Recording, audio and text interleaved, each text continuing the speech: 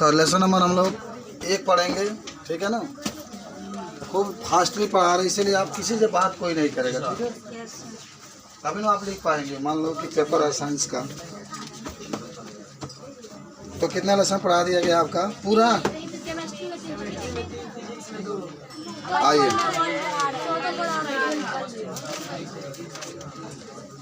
देखो lesson number 1 रासायनिक अभिक्रिया और समीकरण। बहुत फटाफट आप पढ़ेंगे ही है। पहले आपके रासायनिक अभिक्रिया किससे कहते हैं, फिर रासायनिक समीकरण किसे कहते हैं, आप फिर आपके पास कुछ प्रश्न दिया होगा उसको हल करेंगे, लेकिन बहुत फास्ट करेंगे आप। लेसन नंबर 4 आपका दिया गया है रासायनिक अभिक्रिया के प्रकार, जिसमें आप संयोजन अभिक्रिया कोई पूछेगा इसको बता सकते हैं आप। और फिर आप वियोजन अभिक्रिया आपको बता देंगे क्या होता है। फिर आप घटन अभिक्रिया, आप घटन दिया गया, विस्थापन अभिक्रिया, और फिर आपका द्विविस्थापन अभिक्रिया, द्विविस्थापन अभिक्रिया, ठीक है। उसके बाद से उपचयन, फिर आपके पास अपचयन, सब आपको याद होगा, ठीक है। रेडॉक्स अभिक्रिया, और फिर आपके संक्षारण, और तब आपका विकृति गंधिता पहला पार्ट खत्म हो गया। लेकिन इस पर प्रश्नावली जो आपका दिया गया है प्रश्न, उसको आप जरूर रिपीट करिएगा, उसको जरूर आप पढ़िएगा, ठीक है। आपको बता भी देते हैं, आइए फटाफट पढ़ते हैं हम लोग। रासायनिक अभिक्रिया किसे कहते हैं, तो आप कहेंगे रासायनिक अभिक्रिया वह होता है जिसमें एक पदार्थ से एक नए पदार्थ का निर्माण होता है। याद करो, कोई आपसे पूछेगा रासायनिक अभिक्रिया, तो आप कहेंगे रासायनिक अभिक्रिया वह होता है जिसमें एक पदार्थ से एक नए पदार्थ का क्या होता है, निर्माण। आओ, उसके बाद से रासायनिक समीकरण, जब रासायनिक अभिक्रिया को समीकरण के रूप में लिखा जाता है। याद करो, जब रासायनिक अभिक्रिया को समीकरण के रूप में लिखा जाता है तो उसी को हम लोग क्या कहते हैं। जैसे आप यहाँ पर H2 लिख दिए प्लस O2 लिख दिए तो क्या बनेगा, H2O 2 से मल्टीप्लाई 2 से मल्टीप्लाई। तो वही होता है कि जब रासायनिक अभिक्रिया को समीकरण के रूप में लिखते हैं तो उसी को क्या कहते हैं, रासायनिक समीकरण। अच्छा, प्रश्न फटाफट आप लोग प्रश्न लिख लेंगे ना, वो हो जाएगा। चलो, संयोजन अभिक्रिया आपको याद होगा। संयोजन का मतलब क्या होता है, जुटना। जैसे हमारे पास क्या है, देखो कैल्शियम ऑक्साइड है, कार्बन डाइऑक्साइड है, और दोनों जुट करके क्या बना लिए, कैल्शियम कार्बोनेट। देखो पेपर में ना, पेपर आपका, आप तो बहुत टेस्टी साइंस का दिया है, 2 घंटा से अधिक टाइम नहीं लगेगा, 2 घंटे में पूरा आप लिख लेंगे, समझ रहे हैं। खूब बढ़िया तरह राइटिंग बना करके लिखिएगा, आराम से एकदम। नहीं तो आज नहीं मिलेगा ना, कल प्लेसमेंट दी जा रही थी, इसलिए आज आपको 9 बजे एकदम मिल जाएगा। चलो तो छोड़ो यार, स्कूल के अपना रहती है, मैंने हम अपना आप कह रहे हैं कि तुम अच्छा से लिखना। संयोजन अभिक्रिया क्या होता है, तो क्या कहोगे कि जब 2 या 2 से अधिक तत्वों को या पदार्थों को मिलाते हैं और केवल एक पदार्थ का निर्माण होता है। याद करना तनी, तुम लोग और इधर आगे बैठ जाओ ना, वहाँ से दिखाई नहीं। तो जगह दे दो उन लोग को भी, इधर बैठ जाओ। हाँ चलो, हेड डेस्क पे आ जाओ, तुम बैठ जाओ।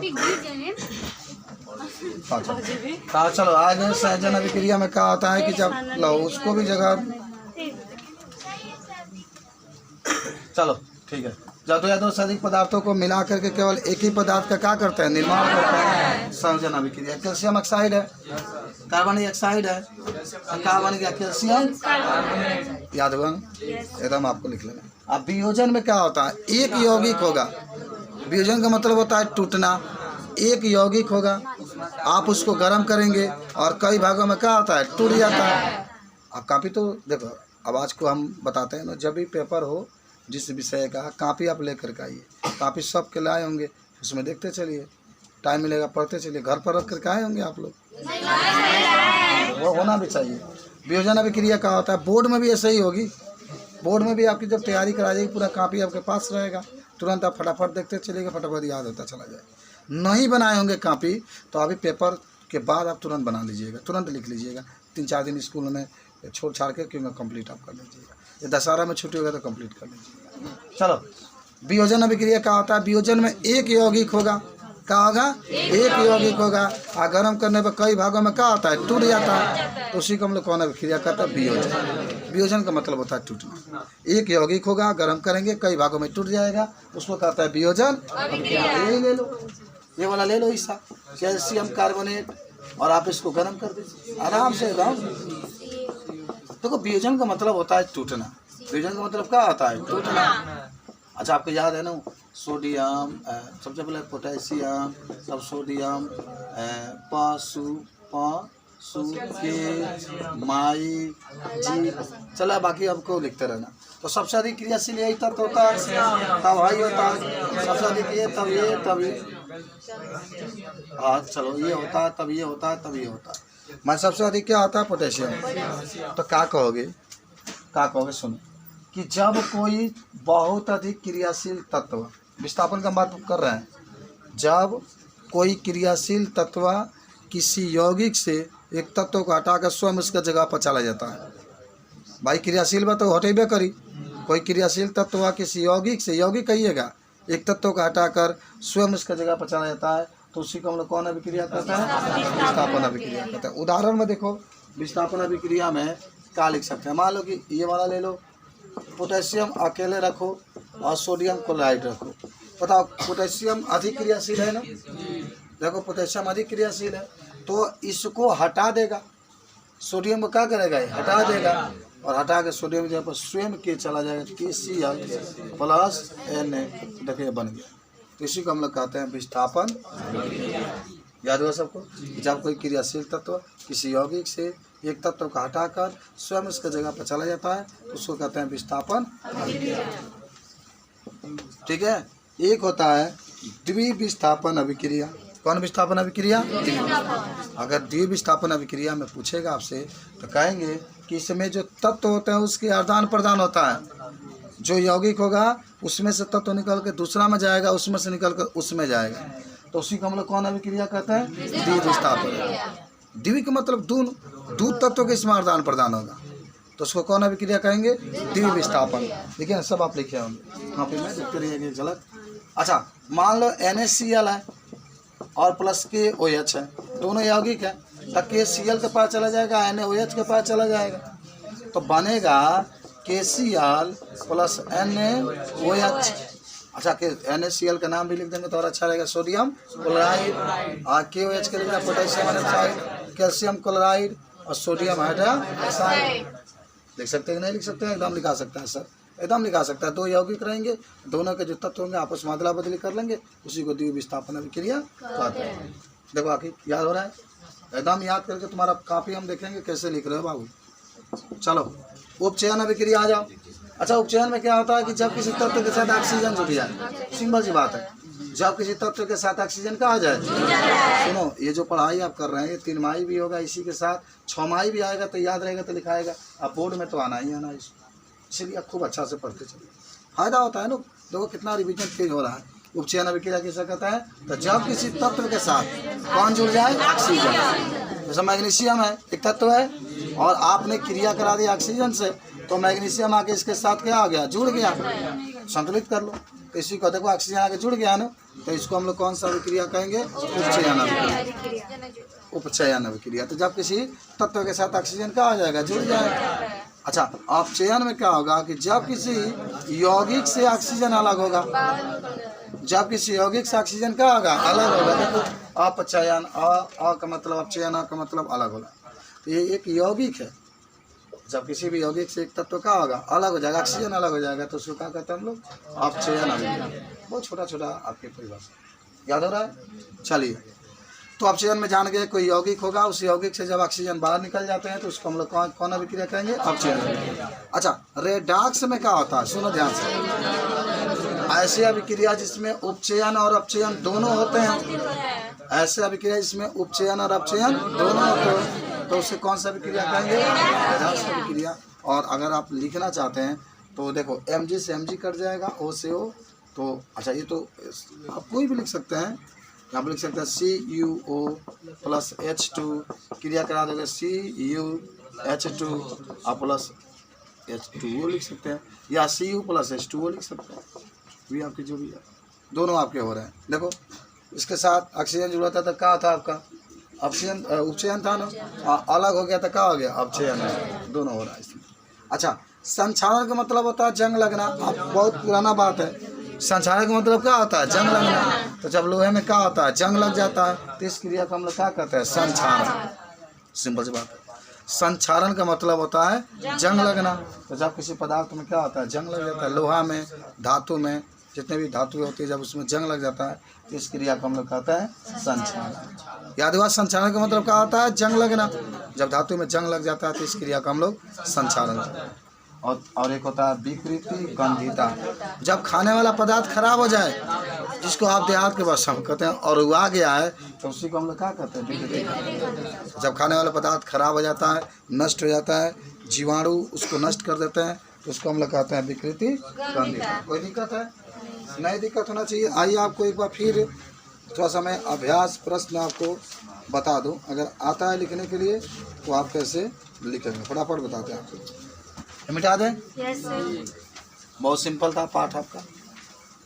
हमें बहुत ज़्यादा पढ़ाई करनी है, इसलिए जल्दी जल्दी हम लोग पढ़ते रहेंगे इसको। आइए आप देखिए अभ्यास प्रश्न के पास हम लोग चलेंगे और क्वेश्चन नंबर 1 जो है, एक उपविकल्पित टाइप का है। कह रहा नीचे दी गई अभिक्रिया के संबंध में कौन सा कथन असत्य है। कौन सा कथन असत्य है? आपको पहला दूसरा तीसरा चार में बताया गया था ना, तो कौन सा कथन असत्य है आप पहला लगा सकते हैं, किताब पर ही लिख लीजिएगा। और फिर आपका दिया गया है, देखो क्वेश्चन नंबर 2 आपका Fe2O3 बताइए Fe2O3 प्लस Al2 है और आप रिएक्शन करा रहे हैं तो बन रहा है Al2O प्लस Fe। बताइए कौन अभिक्रिया होगी, एक यौगिक एक तत्व है, तो विस्थापन होगा ना।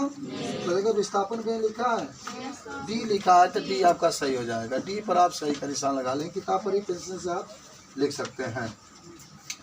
और तीसरा ये कह रहा है कि लोहे के चूर्ण है, तो लोहा का चूर्ण के लिए या फिर लिखते हैं और इसकी क्रिया करा रहे हैं आप हाइड्रोक्लोरिक अम्ल से HCl से, तो का बनेगा निश्चित रूप से या फिर Cl2 बन जाएगा और प्लस H2 आपका बाहर निकलेगा। हाइड्रोजन गैस या आयरन क्लोराइड बनता है, आयरन क्लोराइड हाइड्रोजन, एकदम यही सही है। ए नंबर वाला जो आपका है ना सही है, ठीक है, ए नंबर वाला सही है। चलो 4 नंबर ये कह रहा है कि संतुलित रासायनिक समीकरण बताइए। संतुलित रासायनिक समीकरण क्या है? आपको याद होगा कि जब किसी रासायनिक अभिक्रिया में, सुनते रहना, जब किसी रासायनिक अभिक्रिया, अच्छा देखो रासायनिक अभिक्रिया में 2 चीज़ आता है, एक अभिकारक होता है, क्या होता है उत्पादक। तो अगर आपसे कोई पूछे कि संतुलित रासायनिक समीकरण किसे कहते हैं, तो याद है ना कि वे रासायनिक समीकरण जिसके अभिकारक और उत्पाद दोनों के परमाणुओं की संख्या बराबर होती है। याद करो आलोक बाबू, अभिकारक और उत्पाद दोनों की संख्या क्या होती है बराबर होती है, तो उसी को हम लोग क्या कहते हैं संतुलित रासायनिक समीकरण। और ये प्रश्न कहा है कि संतुलित रासायनिक समीकरण करना, यानी रासायनिक समीकरण को संतुलित करना क्यों जरूरी है? क्यों जरूरी है भाई? हाँ उसके लिए भी, और अभिकारक और उत्पाद दोनों की परमाणु संख्या बराबर हो जाए, इसके लिए भी हम लोग संतुलित रासायनिक समीकरण करते हैं। अच्छा, हईकारा निम्न समीकरण को परिवर्तित करके उनके संतुलित रूप में लिखिए। तो आप लोग लिख लेंगे ना, जैसे आपके 5वां का पहला ही कह रहा है कि आप नाइट्रोजन गैस लिए हैं और हाइड्रोजन गैस ले रहे हैं, क्या ले रहे हैं नाइट्रोजन और हाइड्रोजन, और क्या बना दिया आप अमोनिया बना दिए। तो अमोनिया में तो हाइड्रोजन यहाँ पर कितना है 2 है, यहाँ पर 3 है, तो जब विषम होता है तो 2 से गुणा कर लो। आप लोग सब कॉपी पर लिखे होंगे, देख लीजिएगा 3 दूना 6, 3 से गुणा कर लो, संतुलित हो गया।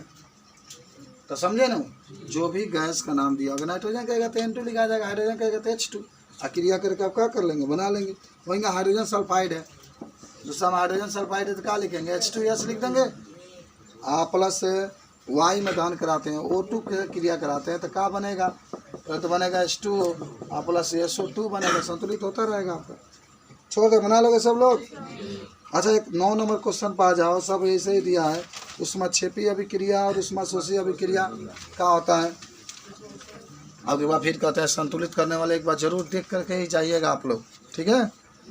ऊष्माक्षेपी अभिक्रिया क्या होता है, जिसमें ऊष्मा बाहर निकलता है। खाना बनाते हो, रोटी पकाते हो, अब तो नवरत्न का महीना पवित्र महीना चल रहा है, तो उसमें तो आप लोग पूजा पाठ करेंगे ही, अगरबत्ती जलाएंगे ही, कपूर जलाएंगे ही, हाँ दिया हुआ जलाएंगे ही। बहुत ही पवित्र महीना है, तो उसमें भी दिया जलाइए, अगरबत्ती जलाइए, सब में क्या बाहर निकलता है? उष्मा निकलता है ना, तो सब उष्मा क्षेपीय अभिक्रिया होता है।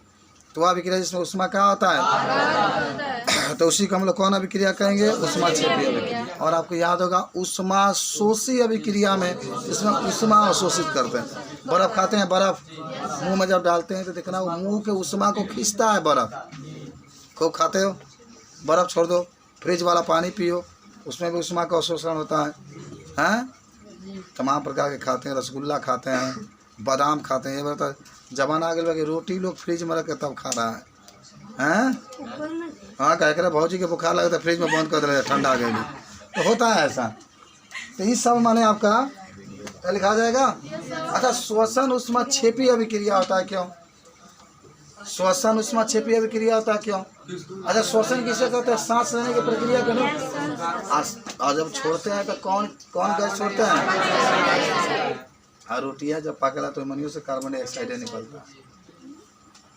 सब्जियाँ बनल मनी से कार्बन डाइऑक्साइड निकलेला। माना हर एक चीज़ में से कार्बन डाइऑक्साइड निकलता है। ठेकुआ बनता है उसमें भी कार्बन डाइऑक्साइड के कारण फूलता है, रोटी भी कार्बन डाइऑक्साइड के कारण फूलता है। समझ रहे बात को? तो जितने चीज़ें के नाम बताए सब उसमें क्षेपी के उदाहरण होता है। आगे बढ़ो। तो बता दो कि वियोजन अभिक्रिया और संयोजन अभिक्रिया एक दूसरे के उल्टा होता है ना। वियोजन में एक यौगिक कई भागों में क्या होता है? टूट जाता है। और संयोजन में कई तत्व मिल करके एक यौगिक का निर्माण करते हैं। पहला पार्ट फिनिश हो गया। कुछ पूछना हो तो पूछ सकते हैं आप।